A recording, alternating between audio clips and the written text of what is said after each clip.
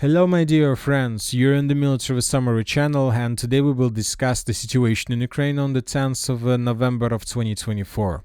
Today we have a lot of very interesting updates, so let's start. And first we're going to talk about the Kursk direction where the Russians continue their counteroffensive operation.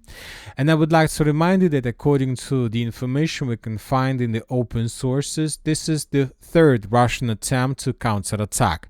And telling the truth, the previous two counteroffensive operations were pretty successful for the Russians because during the previous attempts, the Russians managed to restore control over the territory between the city of Korineva and the village of Zeleny Shlyakh. So these territories were restored by the Russians as a result of first two counterattacks that took place in the early September and the middle October. And now the Russians at the third attempt to counterattack, and telling the truth, at least according to the information that we can find in the open sources, this third Russian counterattack is not so successful as the previous two. Furthermore, we can say that the Russian third counterattack is unsuccessful. So let's discuss this in details and let's try to understand and to find an answer whether these third counterattacks indeed unsuccessful or this is just a part of a biggest plan of the Russian Federation. First, let's talk about the southwestern direction, about the village of Darina. 3 days ago, on the 8th of November, on the second day of the third counterattack, the Russians reported that they managed to enter the village itself. So the first reports that about the Russian presence on the territory of the village we got 3 days ago. But yet, by the end of the 10th of November, we haven't received anything that can confirm both either the Russians managed to, let's say, force the Ukrainians to fall back or at least some geolocation that can confirm the Russian presence.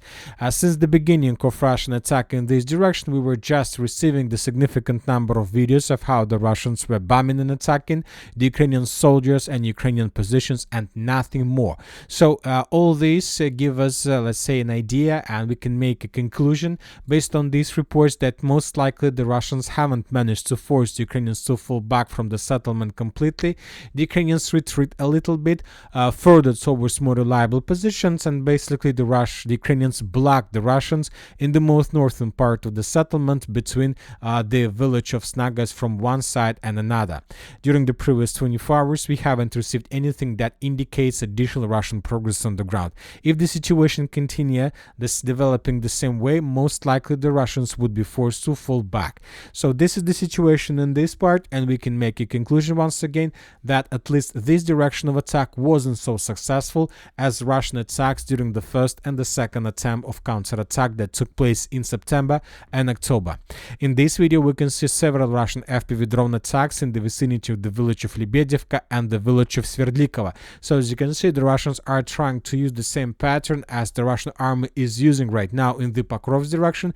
They're sending drones behind Ukrainian main supply lines, behind the Ukrainian main supply positions and position of the forces, and trying to destroy as many as possible, everything that they can see. But as for now, we don't see the results of the use of these tactics, at least in this direction. Now let's move further. Let's talk about the village of Zeleny Shlyakh and Ivanovka. As for this part, during the previous few days, the group of forces North and the Ministry of Defense of Russian Federation reported several times about very heavy clashes in this direction, but mainly the Russians were saying that they were repelling upcoming Ukrainian attacks. And we have just one video from this area of how the Ukrainians were attacking the Russian forces on the territory of the village by the name of Ivanovka. In this video, we can see the Ukrainian tank from the 17th Heavy Mechanized Brigade that was attacking the Russian positions. We can see just one Ukrainian lonely tank, and we see that the Ukrainian tank was pretty, let's say, was very comfortable positions. The Russians weren't attacking him. Maybe the Russians didn't have enough of forces to do this, or maybe they didn't have enough in this necessary equipment, but we see the Ukrainians were doing whatever they like without any resistance from the Russian side. We don't know for sure whether the Ukrainians continue counterattacking attack, but I believe that the Ukrainians were attacking and then they were retreating back towards Leonidova and Alexandria. So summarizing everything about this direction, we can make a conclusion that the Russians didn't make even a single attempt to develop their positions from the village of Zeleny, Shlyakh and Nova Ivanovka, both in the southern or in the eastern direction. The positions were completely static without any dynamic. Now let's talk about the northern direction, because the most important updates and the most of updates are coming exactly from this part. Now let's discuss the situation here in details. First report that the Russians began their counteroffensive started publishing somewhere on the 7th of November. But by the 7th of November, we didn't have anything that can confirm additional progress on the ground. On the 7th of November, we received just several reports from pro-Ukrainian sources that something started, but nobody knows for sure what exactly started on the 7th of November. And just on the morning, on the 8th of November, the official Telegram channel of the Group of Forces North stated that as a result of the offensive actions, the Northerns made significant advances in 3 directions in the area of the settlement of Darina, Zeleny Shlyakh, Male, Loknya, and as a result of clashes, the Russians managed to take under control all these villages. The Russians captured the village of Male, Orlovka, Nova Sorochina, and Stara Sorochina. So these 3 settlements were captured by the Russians as a result of first-day clashes. Later, on the 9th of November, we got the picture that was published by the pro-Ukrainian mappers, and in this picture we can see a huge convoy of the Russians that was located exactly in this point. And based on this video, most of the mappers came to a conclusion that the Russians were moving from the village of Novovasilovka in the southern direction through the village of Pogribki, then in the direction of Orlovka, and then most likely further in the southern direction towards Nova Sorochina and Stara Sorochina. And based on these thoughts, most of the mappers by the end of the 9th of November have adjusted their maps in Russian favor, coloring this settlement under complete Russian control. And now we are coming to the 10th of November, and as you can see, we have additional changes on the ground. The neutral mappers reported that the Russians managed to secure the village, not just the eastern part of Pogribki, but the Russians also managed to secure completely the western part of this village. And the neutral mappers have colored this territory in Russian favor. And later, at somewhere right before we start making the evening video, the pro-Ukrainian sources published the video of significant Russian losses during the first day of clashes. This is the video we are talking about. In this video that was published by the Ukrainians, we can see lots of vehicles, lots of armored vehicles, personnel carriers, tanks, armored personnel, fighting vehicles, many other different equipment that the Russians were using to attack the Ukrainian positions. And basically that attack, or those attacks that have been taking place since the 7th till the 8th of November were just a regular massacre, and the Russians suffered this significant losses. Just in this video, there were several episodes and there are several geolocations that confirm exact place of Russian losses in this area. Yes, of course, for example, along this dam, the Russians lost up to 3 vehicles. Further in the southern direction to the south of Pogribki, the Russians lost up to 2 vehicles. The significant number of vehicles were destroyed on the border, let's say, between the village of Stara Sorochina and Nova Sorochina. So, but of course, based on the losses, we have adjusted the map in Russian favor, but currently it's very difficult to make a conclusion whether those attacks were successful, even if we have some geolocations very far from the mainland or from the territories before the beginning of this attack. And later, some pro-Russian resources reported that that attack was very unsuccessful from the Russian side. Basically, the Russians launched this offensive operation without any preparation, without any artillery or FPV drone support. Basically, the sources are saying that the situation was as following. The Ukrainians, let's say, were located somewhere along the railways, and other group of Ukrainian forces was located somewhere in this forest and the tree lines. And when the Russians were attacking, the Ukrainians allowed the Russians to go through their defense, and they basically allowed the Russians to go as deep as possible in the southern direction. And when the Russian forces reached the outskirts of Stara Sorochina, the Ukrainians that were located, let's say, along the railways or in the village of Marienka or in all these this forest, closed the gap, closed the head of this cauldron, and blocked the Russian forces in this, let's say, territory by creating additional small cauldron. And while the main Russian forces were located in these three villages that were stated by the group of forces north on the 8th of November, the rest of Russian forces were trying to break through towards them, but the Ukrainians that closed this cauldron were repelling every single Russian attack. So this is the current situation, at least according to different military experts that are familiar with the situation. During the 7th, once again, during the 7th and the 8th of November, the Ukrainians allowed the Russians to get as deep as possible to the village of Malaya Loknya. Then the Ukrainians closed the roads between the mainland and those recently gained Russian positions, and basically they created a cauldron. Currently, the main Russian forces, let's say from the village of Sontsivka, are trying to break through the encirclement, but as for now, the Ukrainians managed to handle everything and to repel and handle every single Russian attack. So this is the situation. Of course, let's wait what is going to be next. But once again, the first stage of the third counteroffensive, according to these facts, according to this information, was very unsuccessful for the Russians. Furthermore, I would like to remind you and I would like to discuss with you one important topic. You know that this attack was very interesting, and this attack is very interesting because before the beginning of this attack, we haven't received videos of how the Russians were bombing and attacking the Ukrainian positions with FAB 3000 or FAB 1500. We got, since the beginning of November, we got just one video of how the Russians were bombing the Ukrainian positions with Iskander missiles, and this video was published on the 4th of November, 3 days before the beginning of the Russian third counterattack.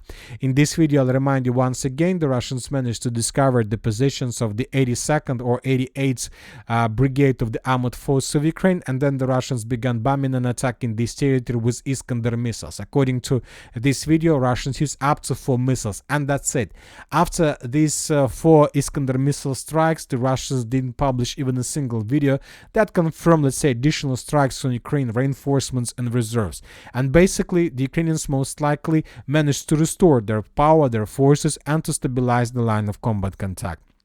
Anyway, let's wait for additional details, because today we got another important, let's say, information from Western media that 50,000 Russian and North Korean troops mass ahead of attack. That was stated by US. Ukrainian officials expect a counteroffensive in Western Russia to begin in the coming days as North Korean troops train with Russian forces. Russia has assembled a 50,000 strong force in the Kursk region, which includes North Korean troops. That was stated by Washington Post. The group is preparing for a major offensive to clear the Kursk region of the Ukraine armed forces. When it was formed, Russia did not transfer troops from the east of Ukraine, which allowed Moscow to exert pressure on several fronts. Ukrainian officials say they expect an offensive involving North Korean troops in the coming days. At the moment, North Korean troops are undergoing combat training with Russian troops in the western part of the Kursk region. The US estimates that the number of the Koreans near Kursk is more than 10,000. They wear Russian uniform, but according to US officials, they will fight in their own units, not joining the Russian ones. They are trained in artillery, fire, and infantry assault tactics. So, based at least on this article, we can make a conclusion that the Russian attacks and the Russian attempts to break through the Ukraine defense belt that had been taking place since the 7th of November till the 10th of November were just reconnaissance in force and reconnaissance in combat. The Russians were collecting additional information about the Ukrainian communication bases, command centers, positions of temporary deployment points, and so on. Once again, the real Russian counteroffensive operation will begin only after several days of Iskander strikes, Gerain strikes, and Tornado airstrikes. First, the Russians will destroy everything in the territory around Sumy, and only after that they will introduce these 50,000 soldiers on the territory of the Sudzha direction with the purpose to defeat the Ukrainians completely. And this upcoming attack is going to consist several parts. The first one, let's say, stage of the third counterattack is to reach the river of Malaya Loknya, this is the river that goes from the Ukrainian border in the vicinity of the village by the name of Novinke towards the village of Malaya Loknya. So this is going to be the first stage of the third counterattack. The second stage of this the same counterattack, the Russians will try to cut the positions along the railways to the north and to the northeast of the city of Sudzha. And after that, we can see that this is already complete cauldron for the Ukrainians, and most likely the Russians will attack in the southeastern direction with the purpose to take under control the villages of Kurakhove and Guiva. Obviously, 50,000 soldiers is a very big and huge number. The Ukrainians don't have these same forces, the same number of forces on the same territory. Most likely, the Russians will suffer losses, but they are very limited in the timings. They need to finish this battle before the 20th of January, before Trump comes into real power.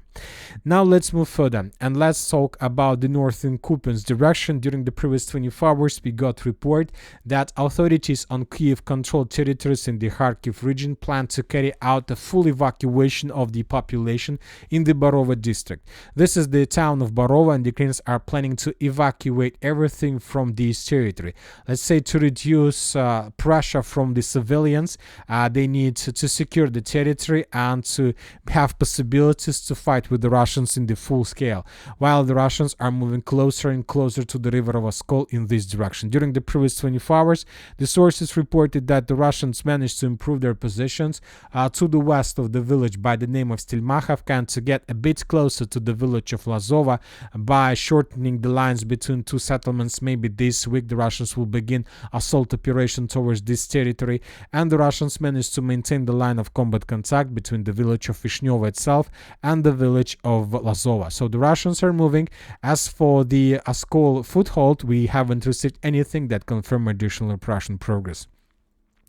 Now let's move further and let's talk about the city of Toretsk. During the previous 24 hours, the Russians managed to improve their positions. We have geolocation that confirm the Russian presence on the territory of the mine, the central mine, the mine of by the name of Centralnaya. In this video, we can see several Ukrainian strikes on the Russian positions, and some of the episodes was geolocated exactly in this point. Based on this video, we have adjusted the map. We can compare. For example, this is the map that we saw yesterday by the end of the 9th of November. This is the map that we can see right now by the end of the 10th of November. Now let's move to the Pokrovsk direction, where the Russians also continued their offensive operation. During the previous 24 hours, the Russians managed to improve their positions significantly. For example, this is the map by the end of the 9th of November, and this is the map by the end of the 10th of November. The most important is that the Russians managed to answer and to take under control around 50% of the village of Petrivka. This information was confirmed both by pro-Ukrainian mappers and by neutral mappers. Also, we have a lot of videos of how the Russians were continue bombing and attacking the Ukrainian forces with FPV drones along the main supply roads, which confirms that the Russians are not going to change their tactics, at least in this direction. They will continue controlling the main supply roads with FPV drones, and they will continue moving with their main army in the same directions. As for the territory between Novodmitrivka and Novoalexeyevka, we can see and we can say that the main focus for the Russians is to secure this dense network of the fortifications. There is a road between the village of Zarya and the settlement of Zhovny, and this road split this territory, let's say, in two. And the Russians are about to finish the cleanup operation of the eastern part of this territory. They have already captured up to 4 strongholds, and there are just 2 more left. But according to the latest update that was published by the pro-Ukrainian mappers, the Russians managed to continue outflanking operation, and the Russians are about to encircle the 2 more, let's say, strongholds in this direction from the north and the northwest. I believe that during the next few days we will receive report about complete control over the village by the name of Zarya and over this dense network of the fortifications, which is going to be a very powerful positions for the Russians before movements in the future in any direction. Now let's talk about the most important update, and the most important update data is coming from the village of Sontsivka. The Russians managed to enter the settlement and to take under control northeastern parts. So around 25% of the village was already captured by the Russians, and this information was confirmed by the video that was published by the Ukrainian sources. In this video, we can see a Ukrainian vehicle that was attacking the Russian positions on the territory of the settlement, and based on this video, most of the mappers have adjusted their map. As for the deep state, they show this territory as a contested area because they don't know for sure whether this part, whether the village of, whether the street of Pokrovsk and the street of Zeleny were captured by the Russians. Anyway, I believe that the Russians managed to do this, and the Russians are getting closer and closer to the village of Shlyakh. After the fall of the village of Sontsivka, we can make a conclusion that the Russians have already made a draft of the Kurakhove cauldron, because from this configuration the situation for the Ukrainians is going to be very critical, not just for the city of Kurakhove itself, but also for the Ukrainian positions between the villages of Voznesenka, Novoselidovka, Berestki and Ilinka. Currently the Ukrainians are trying to hold their lines, but once again, if the Russians are able to secure the southern part of Sontsivka, we can start counting hours before the Ukrainians retreat and abandon their positions from this artillery pocket and possible cauldron, future cauldron, of course. Now let's talk about the city of Kurakhove. The clashes already taking place in the eastern part in this residential area. The sources are saying that the Russians managed to take under control everything before the Gogolia Street. So this is the Gogolia Street, and the Russians, according to different sources, managed already to take under control everything to the east of this line. Currently, according to information we have, the clashes are taking place for the Kalinova Street. So now the main activities are taking place exactly in this area. Most these reports we got several hours ago. Maybe during the next 12 hours we're going to receive additional updates, and maybe we're going to receive first geolocations. I'll remind you that some Russian sources have already reported that the Russians managed to take under control the railway station by the name of Roya, without of course any geolocations. Now let's talk about these fields to the south of Kurakhove. We have additional progress on the ground. The Russians managed to improve their positions to the south of N15 road, and this is very important because during the first waves of attack, when the Russians were attacking along the line between the village of Mariinka and the village of Kurakhove, the Russians were suffering the significant losses while using this road, because the Ukrainians were attacking the Russians with anti-tank grenade launchers and grenade, let's say, missiles.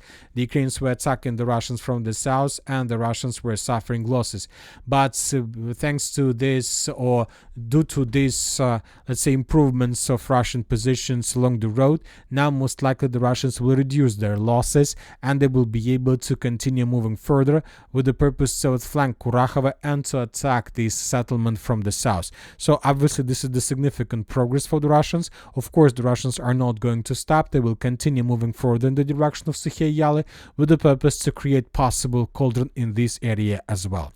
So the situation is very difficult for the Ukrainians. They still haven't managed to stabilize the situation, and furthermore, we should keep in our mind that during the previous several days we were talking a lot about 100,000 army that were possibly deployed in the Kurakhove direction, and anyway, sooner or later, probably very likely, the Russians may try to attack in this direction as well, with the purpose to defeat the Ukrainians completely, because Ukrainians have the significant problems with reinforcements and reserves. And that's it for today. Military Summary Channel reminds we condemn any violence in the world. Thank you for watching. Subscribe to my channel, put your likes to my Patreon, and have a good day. Bye bye.